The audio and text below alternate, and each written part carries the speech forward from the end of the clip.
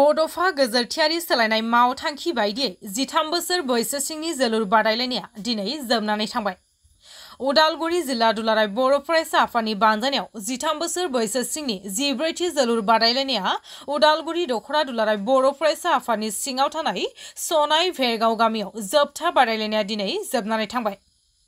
हाबाफारि बायदियै मुंख्लंफोरनो बिबार बावजेनो मिरु एबसुनि लोगो गाहाय नेहाथारि दिनेश ब्रह्मआ बड'फानि मुसुखायाव बिबार बावजेनो मिरु एबसुनि नेहाथारि आनन्द दैमारी बिथाङा गेलेमुखौ बेखेवना होयो दुलाराय बर' फरायसा आफादनि आफादगिरि दिपेन बर' बिथाङा।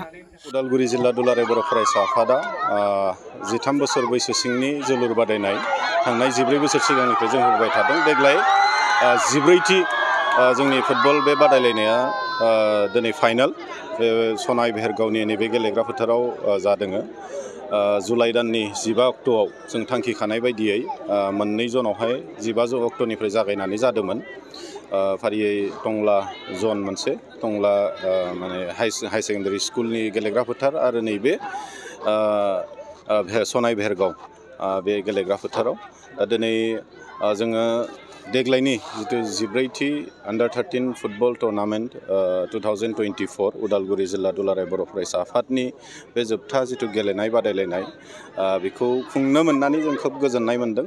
आरो बेवहाय जों जिबायदि थांनाय जागायजेननायनिफ्रायनो जोंनि रायजो राजा जोंनि मेलेमजिबि साफ्रोमबो जोंनि दैदेनगिरिनिफ्राय लानानै साफ्रोमबो उदालगुरि बाखिनि जिखिनि सहाय सहजुगिता बाहागो लानायखौ जोङो मोननानै खोब गोजोननाय मोनदों। आरो बेबायदि गासैनिबो बाहागो लानायजों दिनै जों फाइनाल दिनै बेवहाय गेलेहोबाय थानाय जादों। बे फाइनाल गेमा उदालगुरि दखरा दुलाराय बर' फरायसा आफादनि गेलेगिरि आरो माने सनाय दखरा दुलाराय बर' फरायसा आफादनि गेलेगिरि बिथांमोननि गेजेराव दा सोलिबाय थादों। डिमाकुसि दखरा दुलाराय बर' फरायसा आफादनि गेलेगिरि बिथांमोननि गेजेराव बे सोलिबाय थादों। दासिमहालागि 1-1 स्कर जानानै दङ। हाफ टाइम मोननो आरो प्राय 5 मिनिटसो दंबावो। दिनै उदालगुरि जिल्ला हिसाबै जोङो खोब माने गोग्गानानै बुंनो हायो जे जोंनि बै समनि 14 बोसोर सिगाङाव जाय दैदेनगिरिफ्रा सानखांजेननानै बे आन्डार 13 फुटबल टुर्नामेन्टखौ होजेनबोबाय बिथांमोनखौ जों दिनै साबायखर बावगोन। मानो होनोब्ला बिथांमोननि बै नाजाजेननाय सानखांजेननाय आरो बेजों लोगोसे प्रेक्टिकेलि बेखौ एप्लाइ खालामबोनायनि थाखाय दिनै जोङो उदालगुरियाव जथेस्थ'खिनि जोलुर गेलेनाय दिखाव खेला धुलानि दिखाव जथेस्थ'खिनि आग्रह जोंनि लाइमोनफोरखौ जों नुनो मोनदों। आरो दिनै जोङो आंनि उनावहाय फंबायमोन साब्रै गसंनानै दङ बिथांमोना नुदों। बिथांमोना थांनाय बोसोर जोंनि उदालगुरि जिल्ला दुलाराय बर' फरायसा आफादनि जानानै सेन्ट्रेल कमिटिया खुंनाय जिथु जोलुर बादायनाय नैथि जोलुर बादायनाय बेयावहाय बिथांमोना गेलेदोंमोन। आरो दिनै बिथांमोना जिल्ला आरो सेन्ट्रेल बेबायदि मोनसे प्लेटफर्म मोननायनि गेजेरजों दा दिनै बिथांमोना नर्थ इस्ट इउनाइटेड एफसिआव कचिं लागासिनो दङ। आन्डार 15 बिथांमोना गेलेगोन। दा खोब बिथांमोनखौ जों मोननानै बेबायदि प्रतिभाशाली माने गेलेगिरिफोरखौ जों मोननानै खोब गोजोननाय मोनदों। बिथांमोननि मुङा जाहैबाय फारियै सामुएल दैमारी, गोजोनसा बर', ग्रेसियास दैमारी, सिमांसा नार्जारी।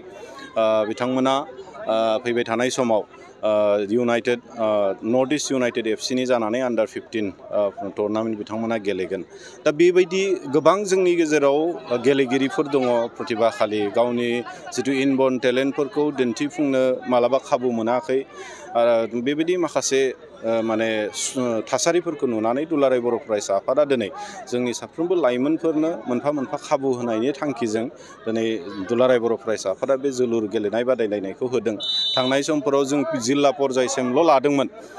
बियो मिरु लेभेलसिमहालागि बेबायदि गेलेहैनायनि खाबु मोनैनि थाखाय माखासे माने जोङो बेबायदि गिदिर गिदिर क्लाबफोराव सेलेक्ट खालामनानै हरनाय सेलेक्ट खालामना लांजानाय खाबुफोरखौ बिदि मोनाखैमोन। खिन्थु जै समनिफ्राय थांनाय 2 बोसोर सिगांनिफ्राय दुलाराय बर' फरायसा आफादा बेखौ मिरु लेभेलाव खुंनानै बेखौ एसे आरो सेन्ट्रेलि बेखौ एसे डिसेन्ट्रेलाइज खालामनायनि जि मोनसे थांखि लानानै बड'फा मिशन फर सास्टेनेबल चेन्ज होननाय मोनसे थांखिनि गेजेरजों जि माने आवगायबाय आरो बिनि गेजेरजों जोङो दिनै फिथाइखौ जोंनि मेगन देखायावनो लोगो लोगो मोनफुंनो हमदों।